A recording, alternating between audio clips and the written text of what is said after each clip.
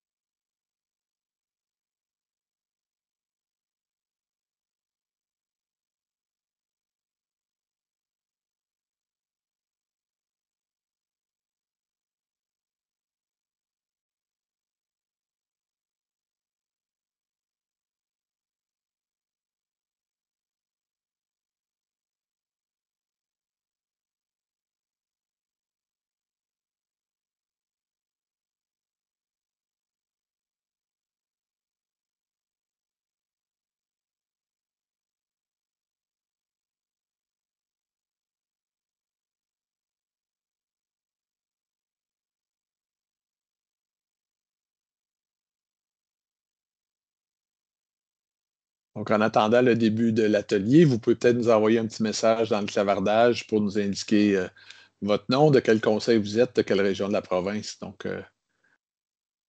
on a bien hâte d'entendre de vos nouvelles.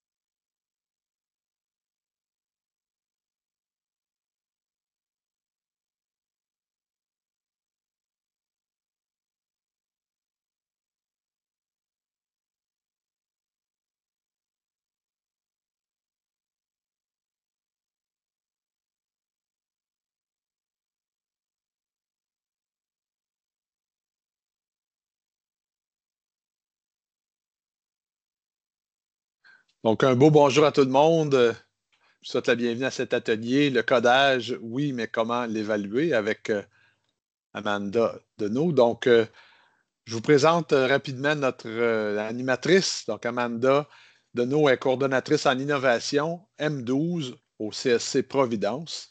Elle travaille en éducation depuis 2008 et se spécialise dans l'innovation technologique dans le cadre des mathématiques et des sciences.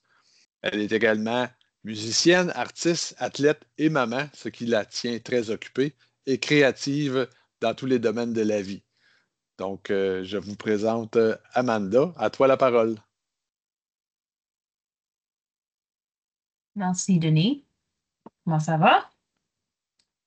OK, Oui, on alors t'entend bien. aujourd'hui, on t'entend bien? C'est bon. Est-ce que vous voyez mon écran? OK. Oui, On on voit pourrait ton maintenant. écran, ça va. OK, c'est parfait. Alors, bienvenue. On a un atelier de 50 minutes aujourd'hui. Euh, je vois le chat, puis je pense aussi que vous pouvez activer vos microphones. Sentez à l'aise si vous voulez poser des questions. Je pense, à cause du fait qu'on a un temps limité, j'aimerais juste passer à travers euh, le matériel, mais si jamais il y a du quoi, puis dans le moment, il y a une question, n'hésite pas, on va arrêter, puis on va traiter la réponse, mais autre que ça, on peut garder des questions à la fin. Alors, aujourd'hui, je vais concentrer sur le codage, oui, mais comment est-ce qu'on l'évalue? Alors, Dans un premier temps, on va juste faire la reconnaissance du territoire. Alors, nous souhaitons offrir notre gratitude envers Talmar et pour toutes ces ressources que nous utilisons. Nous voulons aussi honorer tous les peuples, les Premières Nations, Métis et Inuits qui vivent sur ces territoires depuis les temps immémoriaux. Alors, c'est moi. Quelques ans passés, j'ai pas une photo plus récente, mais je vais te garder comme ça. Je suis la coordinatrice en innovation pour les écoles, toutes les écoles de mon conseil scolaire Providence. Et je traite les écoles de la maternelle à la 12e année. Et aussi, une autre du jour, on va essayer de rester assez proche, mais de temps en temps, on vire un peu. Alors, on va parler un peu de c'est quoi le codage très rapidement. On va revoir le programme code mathématique et essayer de comprendre comment est-ce qu'on peut intégrer le codage, euh, comment est-ce qu'on peut évaluer soit la lecture, modification, description et l'écriture du codage. Et on va faire des questions à la fin. Alors, nos objectifs d'apprentissage. Par la fin de cet atelier, je serai en mesure de comprendre les attentes et les contenus d'apprentissage de l'année d'études. Ça, c'est vraiment tough des fois à comprendre quand le curriculum sort et on a des attentes que peut-être sont moins claires. Comment est-ce qu'on peut créer une grille d'évaluation adaptée en codage? Et comment est-ce qu'on peut comprendre c'est quoi la différence entre la lecture, la modification, la description et l'écriture d'un code? OK, alors, pour commencer, il faut comprendre qu'il y a trois différents volets de comment est-ce qu'on aimerait que nos élèves font le codage. Au début, on veut guetter du début avec des tout petits qu'on peut coder avec des mots qui s'appellent du pseudocode. Le pseudocode veut dire qu'on va coder des séquences, mais on ne va pas exactement utiliser soit des blocs ou le vrai code textuel. On va surtout utiliser des symboles, des mots, tout autre que le vrai codage. Là, on essaie de comme faire vers un pont vers le codage en bloc. Ceci permet que les élèves commencent à apprendre les concepts et les bases de codage avant d'aller vers la programmation textuelle. Avec tout ceci, Yeah, it was just desperate. And he's like, well, if you do come in, I'm like, hello? yeah. And I said, maybe, but I'm like, I don't. Quelqu'un qui a un microphone? OK. Just Alors, la pensée computationnelle et informatique. On parle souvent de la pensée critique, la pensée créative, et on intègre tout ça dans nos planifs, mais pour le codage et surtout STEM, on veut que la pensée computationnelle qui est informatique est quelque chose qui ressort chez les élèves. Et on parle surtout avec la décomposition, reconnaître les régularités des algorithmes. On veut vraiment que les élèves commencent à faire du problem solving avec le codage en décomposant, revenant, décortiquant comment est-ce que je peux mettre en évidence une série si jamais il y a un problème dans un programme ou même dans n'importe quel scénario, comment est-ce qu'on peut retourner, trouver l'erreur et recommencer. Le programme CODE qui est sorti en 2020 pour les mathématiques a explicitement des contenus d'apprentissage en algèbre, dans le domaine C en algèbre. Chaque année d'études de la première à la 8e année a des contenus spécifiques avec un certain, une demande de codage spécifique pour l'année d'études. Alors, explicitement, on demande que les jeunes apprennent comment coder. Mais après ça, on veut, quand les élèves apprennent les concepts de codage, puis les éléments d'étude, on veut qu'ils utilisent le codage pour apprendre d'autres domaines de mathématiques. Alors, on apprend à coder, mais ensuite, on code pour apprendre. Ça, c'est l'intention. Alors, en regardant sur tous les attentes et les contenus d'apprentissage, j'aimerais ressortir les éléments clés avec un visuel. Je trouve que les profs aiment beaucoup ceci parce que ça aide à avoir comme une suite. Donc, si vous regardez dans le curriculum, chaque niveau d'étude dit C3.1 veulent que les élèves résolvent des problèmes et créent des représentations de situations mathématiques de façon computationnelle en écrivant et en exécutant des codes y compris des codes comprenant des et puis fill in the blank. Parce que le C3.1, c'est le même contenu d'apprentissage qui se répète année par année, mais on aura un élément clé pour chaque niveau. Le C3.2 demande que les élèves lisent et modifient des codes qui sont déjà donnés, y compris des codes comprenant des, fill in the blank pour l'année d'études, et décrire l'incidence des changements sur les résultats. Tout ce blabla, qu'est-ce que cela veut dire? Alors, j'ai mis en évidence des mots en vert, puis j'ai fait un petit schéma de lire, modifier, décrire et écrire. Voyez que j'ai pris le C3.2, puis je l'ai mis au début. Je ne sais pas pourquoi, personne n'a consulté au ministère, mais j'ai toujours dit qu'on a les contenus mélangés. On ne veut pas demander qu'un élève écrive et exécute un code et est capable de résoudre des problèmes à part de codage de mathématiques en utilisant du code avant même de lire et modifier un code qui existe. Donc, faire un petit flip. De ces 3.2, on va faire le focus au début. Quand on a un nouveau bébé, est-ce qu'on demande que l'enfant écrive dès le début? Non, on lit. On lit à des bébés dès sa naissance, puis on demande plus tard, une fois que l'enfant voit des mots, des phrases, des images, et là, il commence à mettre ensemble de l'écriture. Alors, on va faire un flip. On va concentrer sur la lecture, que l'élève voit un code qui existe déjà, puis le lit. Est-ce que l'élève est capable de comprendre ce qui se passe? Si on modifie ce code, disons qu'on a un code déjà donné, l'élève change un peu le code, fait une petite modification. Est-ce que d'abord l'élève est capable de décrire le changement sur les résultats? Donc ça, c'est le C3.2. Si vous voyez en bas en vert, j'ai dit décrire l'incidence des changements sur les résultats. Ceci veut dire, est-ce que l'élève peut décrire lorsqu'on fait un changement dans un code, qu'est-ce qui va être le résultat maintenant, qui s'appelle la sortie? On veut que l'élève est capable de le décrire et finalement, une fois que l'enfant est confortable en lisant des codes qui existent déjà, en faisant des modifications, est capable de soit prédire et décrire la sortie après avoir fait des changements, là, est-ce que l'élève est prêt à écrire? Donc, ça, c'est comme un petit schéma en ordre des compétences. Tantôt, j'avais dit que tout le C3.1, C3.2, le blablabla, se répète. Alors, résoudre des problèmes et créer des représentations des situations mathématiques de façon computationnelle en écrivant une extraction des codes, y compris des codes comprenant des. Et ensuite, en première année, fill in the blank, les événements séquentiels. Même chose pour la deuxième année, mais cette fois-ci, on dit des événements séquentiels et des événements simultanés. En troisième année, on dit toutes les mêmes choses, mais on ajoute maintenant les événements répétitifs. Donc, si tu comprends un contenu pour une année d'études, tu comprends pour tout. Le cycle moyen.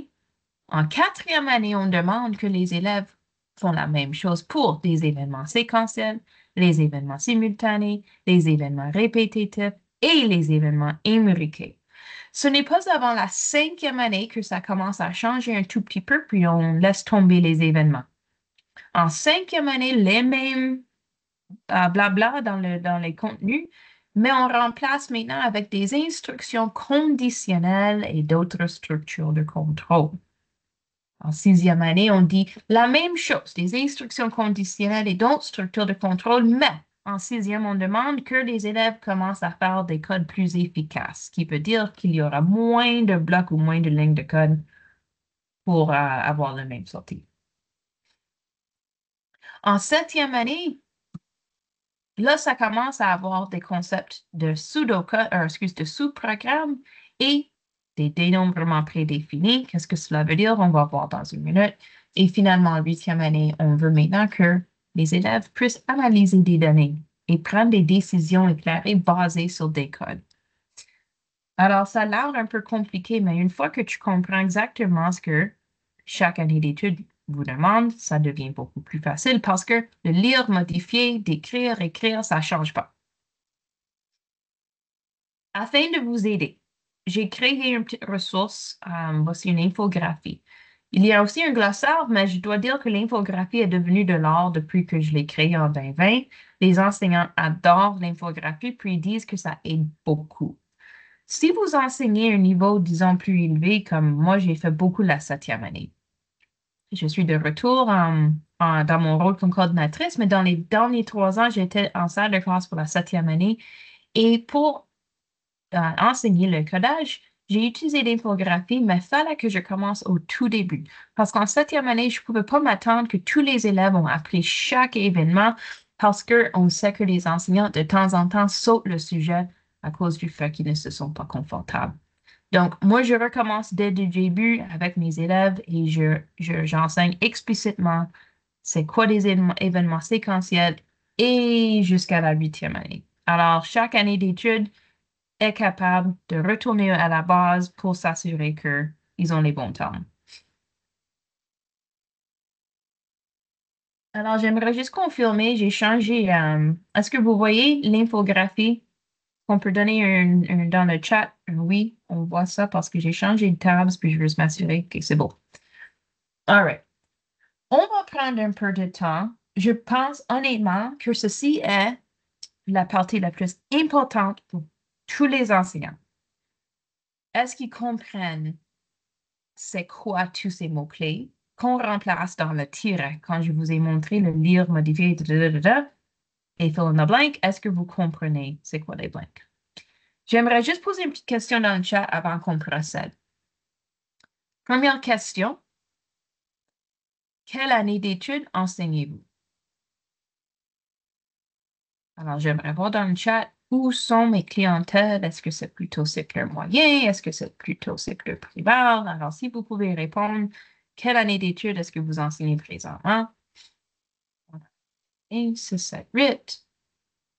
Maths à 12. Ah, je comprends. CP 7, 12. On a des CP, on a des enseignants. OK. Beaucoup de CP avec tous les niveaux. Ça, c'est bien. Fantastique. Maintenant, ma deuxième question pour le chat. Pouvez-vous indiquer dans le chat le niveau de confort que vous avez avec les tomes que je vous ai montrés? Alors, 1, du tout, pas du tout confortable. Je suis ici, mais parce que j'ai aucune idée quoi faire. Et 5, je suis très, très à l'aise avec les concepts, mais là, je ne comprends pas comment je vais l'évaluer, disons. Alors, de 1 à 5, j'aimerais savoir comment vous vous sentez avec les compétences que je viens juste de vous montrer.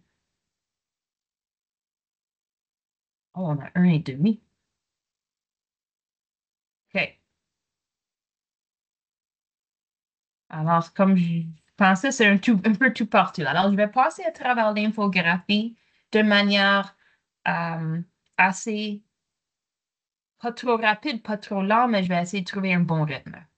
En première année, on demande que les élèves apprennent à lire, modifier, décrire et écrire des programmes ayant des événements séquentiels. Ici, quand je clique sur l'exemple que je vous ai donné, sache que je n'ai pas utilisé Scratch Junior. Je sais que des personnes me posent la question, pourquoi est-ce qu'on a tous des exemples de Scratch, mais là, on a code.org et pas Scratch Junior? C'est parce que je préfère, quand les élèves veulent suivre des programmes autodirigés, que le code.org avec l'unité de pre-reader, on peut aller changer la langue. Alors, si je descends en bas, on pourra choisir le français. Je trouve que ceci est vraiment, vraiment bon pour les jeunes à apprendre les séquences. Donc, séquentiel veut dire une à la fois. Très simple. OK? Alors, si je saute, disons, à programme 3 de Angry Birds, puis je rentre là-dedans, il y aura une petite vidéo. Pas besoin d'un compte. Moi, je sauterai à ça. OK, continuer. Disons que j'ai vu la vidéo. Il y a toujours une petite vidéo. Ensuite, il y a des étages. Alors, voilà. De temps en temps, c'est un peu finicky avec la langue. Là, j'ai choisi français. Alors, vous voyez qu'on a des blocs qui sont en français, mais les directives sont de temps en temps en anglais. Ça, c'est un défi, mais je pense que ce serait correct que vous pouvez quand même cliquer à la droite de votre navigateur peut traduire au besoin. OK? Mais si on regarde Angry Bird va aller vers le cochon, là, on est en train de montrer aux enfants, il faut avoir une exécution pour commencer. Donc, ceci est un événement pour démarrer mon code. Et si je clique et je fais un click et un drag, et même en matin dans le jardin, on peut faire ceci parce que les programmes avant celle-ci montrent comment aller chercher, clic, drag, puis attacher. Alors, ça commence au tout début avec code.org. Et si d'abord, je glisse et je glisse et je glisse et on a 3 flèches qui vont à la gauche, là, je dois démarrer. Une fois démarré, on a 1, 2, 3, réussi. Ce que j'aime avec ceci, c'est que vous pouvez afficher le code et là, en JavaScript, les élèves vont voir ce que ça a l'air. JavaScript est toujours écrit en anglais. C'est universel. Alors, quand on va au prochain niveau, ceci est autodirigé, puis les enfants commencent à explorer, comprendre, OK, si j'aimerais aller en haut, il peut aussi jouer avec un boucleur qui se répète. On n'est pas censé d'enseigner ça avant la 3e année, mais quand même, les élèves apprennent assez rapidement de comment rendre le code plus efficace. Donc, pour tout dire, la première année, tout ce qu'on aimerait, c'est que les élèves apprennent à coder des événements séquentiels. On peut même fournir des codes avec Scratch Junior ou Scratch et demander aux élèves de les lire. Qu'est-ce que le code va faire? Montre-moi avec ton corps. Si tu étais Angry Bird, qu'est-ce que toi tu aurais fait? Et les enfants peuvent même faire le programme et décrire. En 2e année, on demande que les élèves lisent, modifient, décrivent, puis écrivent des codes qui ont des événements simultanés. Maintenant, simultané veut dire que le code se passe en même temps. OK? Alors, en regardant mon exemple ici, je vais aller un peu plus vite parce que je veux avoir le temps à tout montrer. Alors, ce que je propose aussi, c'est de jouer le programme avant de montrer à l'intérieur aux élèves. Alors, on a 2 lutins. Et si je clique le drapeau de nouveau et on écoute, il y a un son associé à un bulle de texte et un autre son associé à son bulle de texte. Il y a 2 choses qui se passent en même temps et cela veut dire des événements simultanés, 2 événements qui se passent en même temps. Moi, je demande aux élèves de prédire ce que ça va de l'air à l'intérieur. On peut demander qu'ils les écrivent, qu'ils parlent en partenaire. Qu'est-ce que ça va de l'air? Une fois qu'ils se familiarisent avec la plateforme de Scratch, ils peuvent prédire les blocs. Moi, j'avais dans ma salle de classe des blocs imprimés et laminés et aimantés sur mon tableau blanc et glissait des blocs, puis écrivait des choses, puis on faisait beaucoup de prédictions. En regardant à l'intérieur, là maintenant, on peut changer ceci à français aussi. On veut comprendre si l'élève est capable de faire des choses qui se passent en même temps. Donc, moi, je joue le son encore et regarde, les 2 codes est surligné en jaune quand c'est en train de se jouer. Si j'étais pour enlever ceci, là, je vais demander à l'élève, qu'est-ce qui arrivera si j'enlève ceci puis je le mets je l'attache là? Là, on a une conversation, on fait une prédiction. J'ai modifié un code qui est donné. Ça, c'est dans le contenu d'apprentissage, c'est 3.2. Ils veulent que l'élève lise un code donné, on fait une modification et là, j'aimerais qu'il décrit quel est les résultats si je fais ce changement. C'est quoi la sortie maintenant? Est-ce que le code va fonctionner comme souhaité? Et la réponse est toujours, mais non, madame. Là, maintenant, c'est devenu séquentiel. Le drum boing va jouer après le texte, puis c'est pas ça ce qu'on veut. Là, le son est trop fort, trop en retard et ça nuit à mon code. Donc, l'élève était capable de décrire les résultats de cette modification qu'on vient de faire. Alors, on va juste remettre ça là, puis on va retester. Nano, si tu vois, il joue en même temps, mais là, on a mis un bloc d'attente parce qu'on veut qu'il prenne son tour à parler. Si je fais une modification, disons que j'enlève ça, puis je pose la question aux élèves. Maintenant, quoi? Mais non, le pop va arriver en même temps que Giga. C'est pas ça ce qu'on veut. Alors, ça, c'est juste différentes conversations à avoir avec les élèves pour aider à apprendre. En 3e année, on veut que les élèves apprennent des événements répétitifs. Donc, en regardant à l'intérieur de l'infographie, mon exemple maintenant a une boucle. Donc, la boucle est importante d'introduire en 3e année. Encore une fois, je fais une prédiction. Si j'étais pour cocher ceci, et regarde, mon lutin est en train de faire un triangle. On fait des prédictions, on essaie de deviner ce que ça a l'air à l'intérieur, et en regardant à l'intérieur, on peut faire des modifications et on peut demander que les élèves décrivent les changements. Alors, en regardant ici, on a une boucle qui veut dire qu'on va répéter le même mouvement 3 différentes fois. Ça, c'est mon setup. Il y a toujours un code setup pour me dire, OK, je veux que mon lutin se monte, il est debout droit, il est dans le centre de l'écran, il efface tout ce qui est sur l'écran, il met une position, un stylo en position d'écriture, on a changé que ça soit jaune et il attend 0,5 secondes avant de commencer. Ça, c'est son setup. Je pourrais faire ceci et ça va fonctionner pareil. Mais je l'ai divisé de manière simultanée parce que je voulais que les enfants voient que lui est un setup, lui est maintenant le mouvement. Alors oui, on pourrait faire ça, puis démarrer, on peut demander les élèves, penses-tu que ça va fonctionner si on le fait séquentiellement au lieu de simultané? Puis il décrit et prédit et ils ont une conversation. En 4e année maintenant, on veut prendre des codes. On veut prendre des événements imbriqués. Cela veut dire imbriqué veut dire je mets un code dans un code. OK? Alors, en regardant ceci,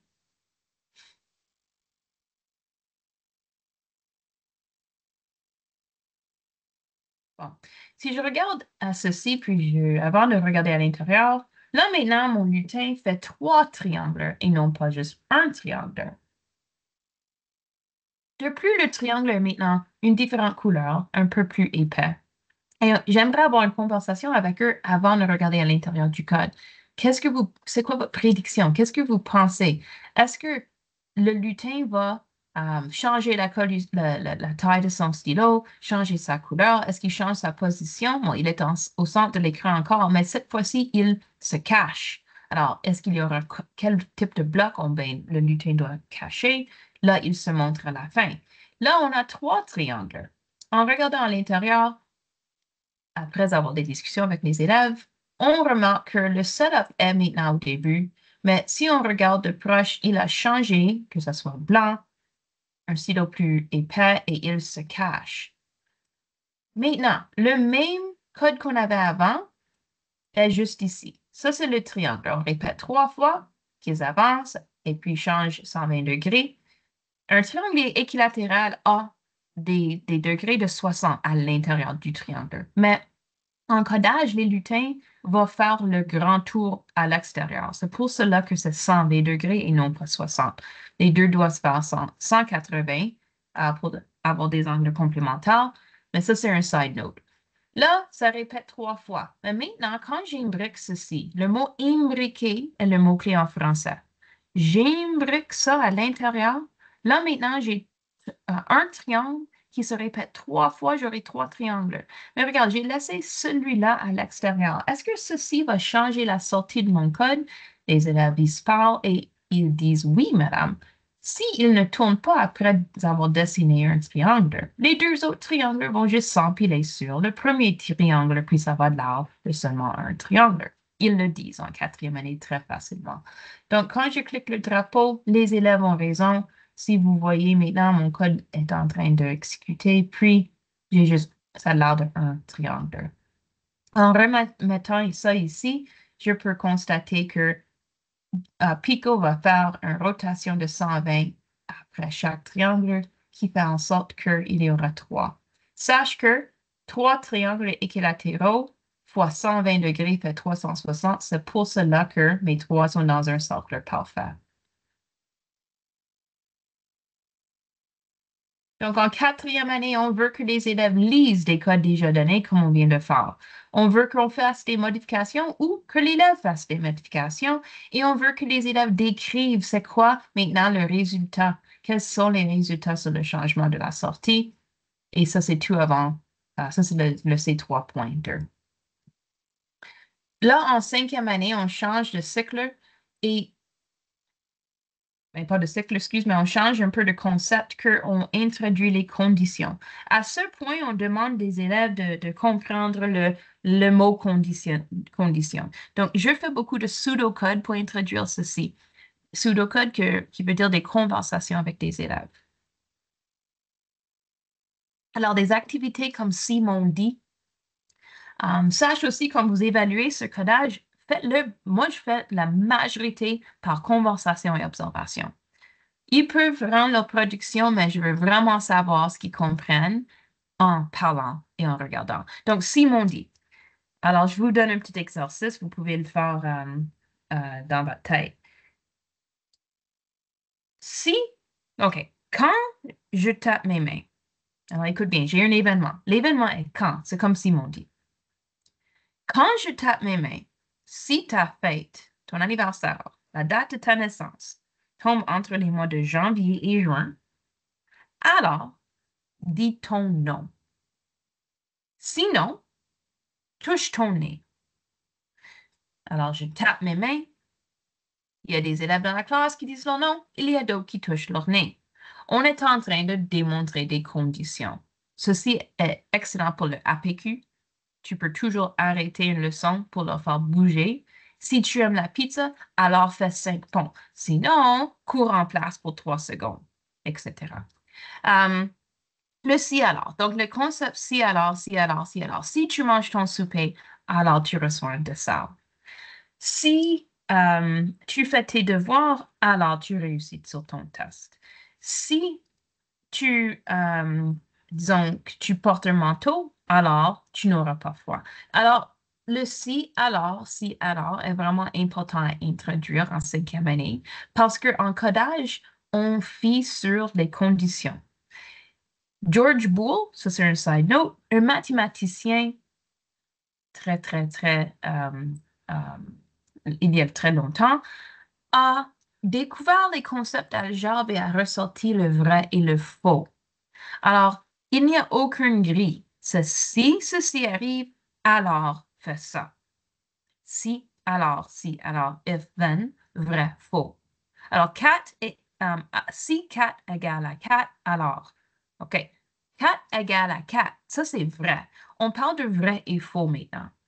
C'est pour cela qu'on introduit des expressions booléennes, parce que George Boole, le mathématicien qui a ressorti le vrai et le faux, ça c'est pourquoi on a des blocs et des expressions en codage qui s'appellent des blocs booléennes.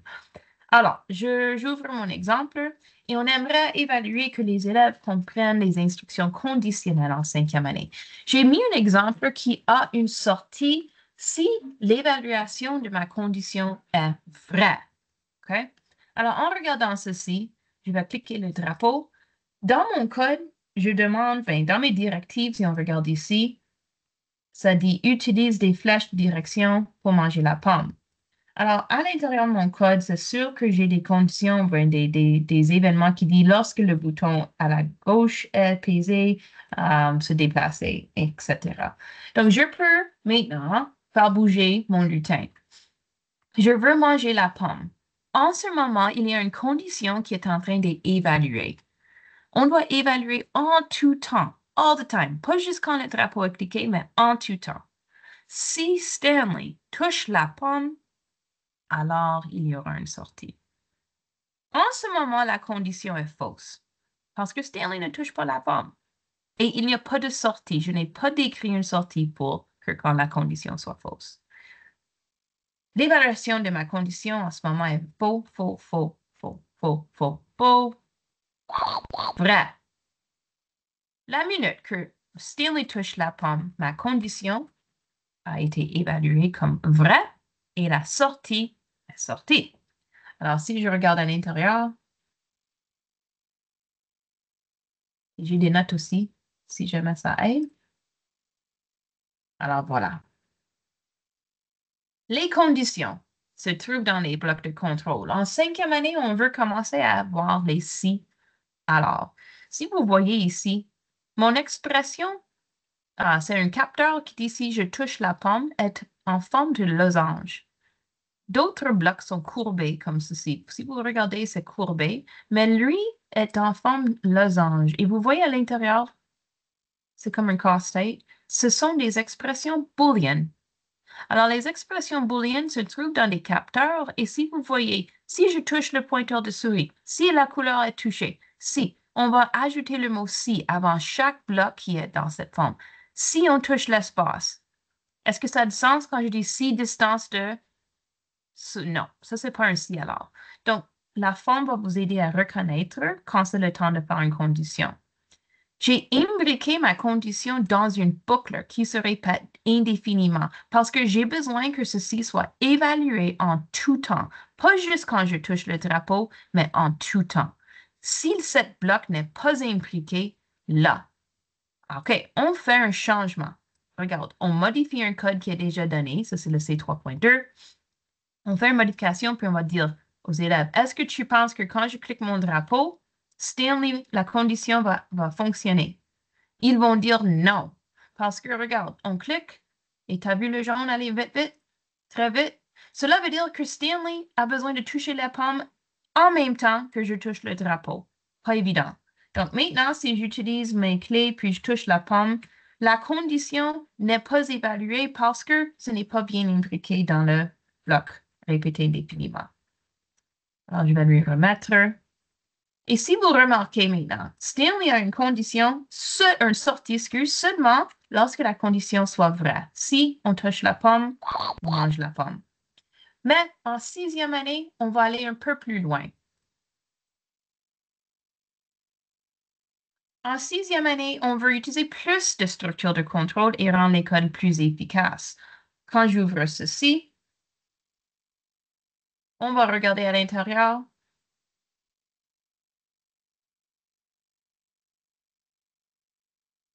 Et cette fois-ci, j'ai inclus, tantôt on avait dit si, alors sinon. Maintenant, j'ajoute le sinon. Alors, si tu manges ton souper, alors tu as un dessert. Sinon, tu vas à ton lit. Si tu étudies pour ton test, alors tu réussis. Sinon, tu vas rater le test. Là, maintenant, il y aura une action, une sortie, peu importe si l'évaluation de la condition soit vraie ou faux. Alors, en regardant ceci, quand je clique le drapeau, oh, ça allait très vite. Je dois peser le bouton espace pour faire baisser mon poisson. Si mon poisson touche l'hameçon, alors je termine. En regardant à l'intérieur, je vais un peu plus vite parce que je ne veux pas manquer du temps. Là, maintenant, on n'a pas juste utilisé le bloc si alors. On a utilisé celle qui a une condition, une sortie si la condition est fausse aussi. Le si alors, sinon. Alors, en regardant ici, lorsque je répète, c'est imbriqué dans une boucle répétée indéfiniment pour que l'évaluation du code soit faite en tout temps. Si je touche la barre d'espace, alors on ajoute négatif 10 à l'axe des Y. Mais sinon, 5 est ajouté. Alors, il descend, il monte, il descend, il monte. En tout temps, quelque chose arrive. Avec Stanley et la pomme, rien ne se passe quand l'évaluation était fausse. Stanley était juste là, il n'y avait rien. Dans ce cas, si je ne touche pas le bouton, là, je risque de perdre le jeu. Donc, ça, c'est la différence. Là, on commence à utiliser plus de blocs de contrôle. On peut aussi commencer à utiliser attendre jusqu'à, répéter jusqu'à. On veut faire en sorte que le code est plus efficace en 6e année. En 7e année, on commence à introduire des sous-programmes. Donc, on veut que les élèves lisent le code, modifient le code et écrivent des codes, y compris des sous-programmes. Et les concepts de sous-programmes commencent à devenir un peu plus complexes. Quand j'ouvre à l'intérieur de ceci, je ne veux vraiment pas que vous paniquez. Les élèves paniquent, puis je dis non, panique pas. Ça a l'air un peu plus complexe. Là, maintenant, j'ai un score, j'ai une minuterie, et ce sont des variables. En 9e année, en fait, on demande que les élèves commencent à utiliser des variables. Donc, cet exemple sera parfait pour la 9e année aussi. Là, on a des obstacles. On a des messieurs de scuba qui commencent à croiser l'écran. Et à chaque fois que je lui touche, je perds un peu de score. Remarquez qu'à chaque 10 secondes de mon code, mon poisson grandit, qui fait en sorte que le jeu devient plus difficile. Une autre partie, c'est que si je touche le bord, là, je meurs. En 6e année, on n'avait pas fait ça. En regardant à l'intérieur, ça devient un peu plus complexe, mais pas du tout impossible. Les 7e années ont appris ceci, puis ça a pris juste un mois avant qu'ils ont reproduit quelque chose de très semblable, peut-être même moins. Le sous-programme se trouve dans des blocs roses, mes blocs. Donc, on utilise un sous-programme comme un phone a friend. Si vous avez un code dans votre programme qui se répète plus que 2 fois, pour rendre le code plus efficace, on veut d'abord créer un programme qui est sur le côté. Ça, c'est un sous-programme et on va faire un phone a friend. Donc, dans mon script ici, je veux faire réapparaître Mr. Scuba quand le drapeau est cliqué. Je veux aussi faire réapparaître Mr. Scuba quand on touche le bord. Quand il touche le bord. Je veux aussi faire réapparaître Mr. Scuba quand il reçoit un message. Donc, vu que je veux que ce script joue dans 3 différents contextes, au lieu de refaire ce code 3 différentes fois qui fait 9 blocs, je choisis de créer mon propre bloc et le répéter pour rendre le code plus efficace. Une autre étape en 7e année, c'est qu'on apprend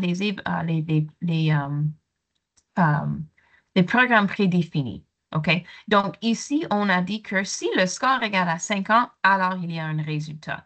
On a des dénombrements prédéfinis qui veut dire qu'on a une clause qui commence dès le début, que si ceci a un nombre de ça, alors il y aura un impact. Dans les sports, pour comment distinguer la différence, je donne l'exemple aux élèves. Est-ce que le jeu de baseball a un dénombrement prédéfini? La réponse est non. On ne peut pas savoir le score. C'est juste à la fin d'un montant de temps ou disons, de partie, l'équipe avec les plus de points gagne. Mais volleyball, on a besoin d'aller jusqu'à 25 ou peut-être 27 s'il faut qu'on gagne par 2. Ça, c'est un dénombrement prédéfini. Basketball ne l'est pas. Tennis, ça l'est. Alors, de montrer la différence entre ça, ça aide beaucoup les élèves de la 7e année. En 8e année, on veut maintenant que les élèves lisent, modifient, décrivent et écrivent des codes avec des expressions booléennes qui aident avec l'analyse des données. Donc, il y aura une analyse de données dans les programmes que les enfants commencent à faire. Et dans cet exemple, j'utilise le bloc Ask and Wait. Donc, on demande et on attend une réponse. Donc, Stanley est de retour, puis il dit combien de côtés votre forme a-t-elle? Il veut dessiner des formes. Si je mets la réponse de 4, Stanley est capable de reconnaître la réponse, analyser la réponse et avoir une sortie. Combien de formes est-ce qu'on a? OK, côté, on a 5 côtés. Ça fait un pentagone. En regardant à l'intérieur, Stanley est en train. Il y a des sous-programmes, mais si je regarde ici, il est en train d'analyser une réponse. Avec l'analyse de réponse, avec des opérateurs qui sont aussi des expressions booléennes, comme vous voyez, les opérateurs peuvent dire si j'ai une réponse de 3, alors fais ceci. Si la réponse est 4, fais-la. Mais si la réponse est inférieure à 11, on retourne en bas, puis on dit ça fait beaucoup de côtés. Pas inférieur, mais s'il y a plus que 11, regarde, si je fais 12 côtés, il commence à un moment à dire ça fait beaucoup de côtés au lieu de nommer la forme, parce que ceci est une autre condition de sinon. Bon, je sais que je suis allée très rapidement à travers l'infographie, mais je voulais, si je retourne, je voulais mettre en évidence tous ces concepts. Les événements séquentiels et simultanés, les événements séquentiels simultanés répétitifs, les événements imbriqués, en 5e année, des instructions de contrôle, de conditions, des instructions conditionnelles et d'autres structures de contrôle avec des codes plus efficaces. En 7e année, on parle de dénombrement prédéfini et des sous-programmes. Et en 8e année, l'analyse de données est le mot-clé. Mais non. OK, comment est-ce qu'on évalue tout ça? Comme je vous ai dit, moi, j'évalue la majorité à travers la conversation. Je marche autour, je pose des questions, je glisse des blocs pour eux, puis je dis, OK, je vois ce que tu es en train de créer. Maintenant, si je te prends ce bloc, puis je mets là, qu'est-ce qui va arriver? Et s'ils comprennent les concepts, ils vont être capables de répondre. Sinon, tu sais qu'on a besoin de parler un peu davantage, je mets plus de temps là-dessus. Il ou elle a besoin de plus de pratique. Les compétences dans notre grille, qu'est-ce qu'on est en train de reconnaître? Voici des mots-clés qui vont vous aider une fois que vous êtes en train de bâtir la grille. d'évaluation adaptées pour le codage. Comme je vous ai dit, le but avec le C3.1, c'est que les élèves apprennent le codage explicitement, mais ils s'en servent maintenant de leurs compétences puis créent des programmes qui vont aider avec un autre concept mathématique. Alors, il faut prendre ceci en considération, mais moi, je commence toujours avec algèbre au début de l'année scolaire, explicitement le codage, puis j'évalue explicitement le codage avec les mots-clés dans le curriculum. Je vous ai donné dans la présentation cette grille il y a un lien qui va vers une grille que tu peux créer ta propre copie. Alors, on n'a pas assez de temps à le faire en ce moment, mais je vous invite plus tard à insérer les niveaux d'études de votre propre niveau d'études dans votre grille. Alors, ça, c'est à vous. Vous pouvez modifier ceci au besoin. Mais aussi, je vous ai donné accès à un drive, un dossier dans le drive. Ça devrait fonctionner. On a testé les liens, puis je crois qu'ils sont ouverts à tout le monde. Mais je vous ai fait aussi un exemple pour toutes les années scolaires si jamais vous voulez s'en servir de cette grille d'évaluation. Alors, en regardant de nouveau la grille, si vous voyez, ça c'est le matière codage en algèbre. Ce n'est pas intégré avec un autre concept. Donc, on a de résoudre des problèmes et de créer des représentations. Et on a les deux contenus d'apprentissage. C'est possible que vous voulez enlever et peut-être que vous allez faire un focus seulement sur le C3.1 pour commencer. Le C3.2 commence toujours avec celui-là. OK? Donc, les mots-clés, j'ai mis en gras pour que vous puissiez voir avec les compétences, connaissances et compréhension. Beaucoup, avec habileté de la pensée, on parle beaucoup de débugger. On veut que l'élève planifie, décompose, débug. Ça, c'est vraiment quand ils utilisent la pensée. En haut, ici, avec connaissance et compréhension, ça, c'est quand ils peuvent vraiment bien les comprendre, représenter, coder. Ça fonctionne. Ton code fonctionne. Mais est-ce qu'il a vraiment l'habileté de la pensée computationnelle? La communication, les mots-clés et mise en application. En bas ici, j'inclus toujours mes HH quand je fais une grille d'évaluation parce que pendant l'unité, j'aimerais prendre des notes si l'élève était à la tâche, et ainsi de suite. Donc ça, c'est pour vous à modifier. Il y a 3 façons d'intégrer le codage. Premièrement, comme je viens juste de dire, on peut coder le code algèbre C3. Explicitement, on parle de tous les 8 compétences qu'on vient juste de voir de la première à la 8e année. En 9e année, ça va un peu plus loin avec des variables. Ou on peut faire le codage avec des autres domaines de mathématiques. Possible que l'élève crée une calculatrice pour comprendre des suites. C'est possible que le programme est, comme on a vu avec des triangles ou des formes géométriques. Comment est-ce qu'on va intégrer les autres domaines en servant comme le codage comme outil? Donc, on a apprendre à coder et coder pour apprendre. Et aussi dans les autres programmes cadres, c'est sûr que les élèves adorent utiliser Scratch et autres plateformes de codage pour démontrer ses compétences en autre chose. Surtout en STEM, dans le programme cadre de sciences, mais aussi en littératie et tous les autres. Mes élèves faisaient toujours avec Makey le codage, des posters interactifs pour raconter des histoires. C'est vraiment de l'art. 3 façons que tu peux s'en servir. Dans ce document, on va sauter l'activité parce qu'il n'y a pas assez de temps, mais vous pouvez cliquer là-dessus à un moment et ajouter des idées de projet. Alors, ceci est un document qui existe depuis, je pense, l'année dernière, où des participants ont ajouté des exemples. Moi, je vous donne un exemple en sciences, domaine B, pour les systèmes vivants.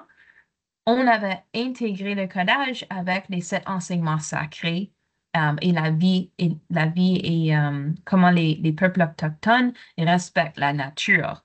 Donc, en utilisant les concepts de codage de mathématiques, on a intégré ça avec les sciences dans tel domaine. Donc, mettez ça dans le document, partagez vos idées de comment est-ce qu'on peut intégrer le codage. Donc, je vous ai dit que la triangulation est surtout importante. Pour moi, la conversation est de l'art et mes observations Production aussi, on peut donner des tests explicites. On peut, ici, j'ai donné comme un petit screenshot d'un slide que je vais fournir un code pour eux et eux autres, ils vont répondre dans un slide explicitement. Alors, comment est-ce qu'on évalue la lecture? On pourra prendre des captures d'écran, OK? On pourra parler aux élèves et qu'est-ce que l'élève comprend quand il lit le code? Est-ce que l'élève est capable de bien expliquer? La description. Si l'élève n'est pas capable d'exprimer ce qui va arriver quand on fait des changements, on doit retourner donner plus d'exemples. Alors, ce que je ferais, OK, les amis, lis le code. Fais une prédiction de l'incidence des changements sur les résultats si je change le bloc attendre à 0,1 seconde. Est-ce que le point, ça va aller plus vite ou plus lent? La modification, remixage. Dans Scratch, on peut faire un remix. En MakeCode, on peut partager. On veut vraiment dire que c'est pas copier. On veut promouvoir que les élèves modifient des codes qui existent déjà pour que ça rende un peu plus le sien. En Scratch, c'est super bien parce que quand tu fais un remix, on a le crédit avec le code avant, puis tu peux voir comment l'élève peut bâtir ses propres compréhensions. Donc, de faire des modifications à travers le remixage. Ici, ça, c'est le bouton en Scratch qui peut aider. Alors, s'ils prennent l'exemple de l'infographie, puis ils cliquent Remix, là, maintenant, l'élève, le code lui appartient et il peut faire ses propres changements. Je vous ai inclus aussi des idées de comment est-ce que je peux faire des activités autres que juste lire des codes et demander que les enfants codent leur propre programme à partir de rien, de Scratch. J'adore la casse-tête que moi, je crée un code, puis je le partage le lien. Ils doivent faire un remix, puis ils doivent mettre les blocs ensemble. Donc, si je choisis, disons, un exemple ici de la deuxième année, l'élève reçoit le projet comme ceci, avec une petite note. Si je vois à l'intérieur, ça dit « Aider Scratchy à dessiner un carré jaune. Placez les blocs en série pour accomplir la tâche. » L'élève fait un remix une fois qu'il est logué dans son compte. Il doit se connecter. Et l'élève va être capable d'abord de faire un casse-tête et exécuter. Ça, c'est une excellente façon d'aller voir est-ce que l'élève est capable de faire des modifications. J'ai inclus des idées pour chaque niveau, sauf que quand on arrive en cinquième année, je ne pense pas que c'est un reconstruire. Ce que j'ai maintenant, c'est une bug. Alors, en regardant à l'intérieur, il ne manque qu'un seul bloc dans la série de codes pour permettre à Stanley de manger la pomme. Pouvez-vous trouver le bloc qui permet de faire fonctionner ce programme? Donc, un autre exemple d'idée, ce qu'on peut faire pour les élèves. Évaluer l'écriture, toujours une bonne idée de comprendre qu'il y a des erreurs Denis, une autre minute, une erreur de syntaxe, une erreur de logique ou une erreur de syntaxe et de logique. Très rapidement, très facile à comprendre. Une erreur de syntaxe veut dire que le bloc ne fonctionne pas. Il a peut-être la bonne logique que c'est en ordre, mais regarde ici l'exemple, l'élève n'a pas mis une donnée. Donc, le code ne va même pas exécuter. Il y a une erreur de syntaxe. Dans cet exemple, l'enfant a mal mis ses conditions. Il a imbriqué une condition dans une autre condition qui fait en sorte que le programme ne fait pas ce qu'il a souhaité. Les blocs fonctionnent très bien, c'est juste pas dans un bon ordre. Et si les élèves ont les mauvais blocs et le mauvais ordre, on a des erreurs de syntaxe et de logique et il y a beaucoup à apprendre. Donc, de distinguer, est-ce que l'élève comprend vraiment les concepts de code, mais il a juste utilisé un mauvais bloc?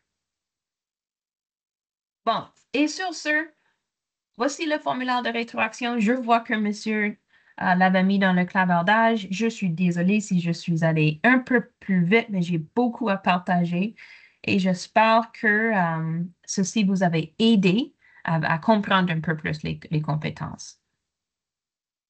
Merci beaucoup, Amanda. Puis je suis convaincu que c'est un atelier qui, non seulement aujourd'hui, mais à l'avenir, va attirer beaucoup d'attention aussi parce que c'est une très bonne base. Donc, ça va être une belle référence à garder également. Donc oui, j'ai mis moi aussi là, le lien vers le petit sondage. Ça prend quelques petites minutes. Puis sur ça, on remercie beaucoup Amanda. Puis on vous permet d'aller vous brancher pour vos prochains ateliers.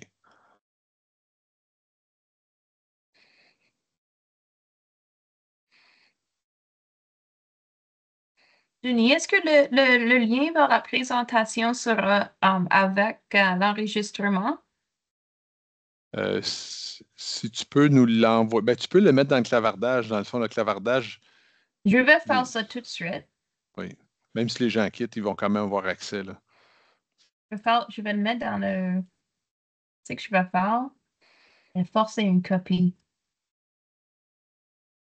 Ça, il peut faire ce qu'il veut. Puis. Ça ne nuit pas à ton fichier à toi.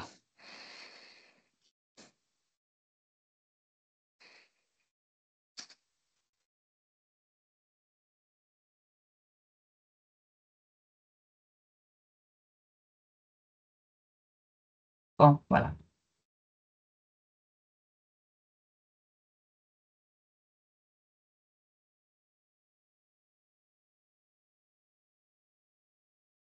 OK. C'est beau. Ça marche. OK. Ça marche. Merci, Denis. Et merci aux autres. Bonne fin de journée.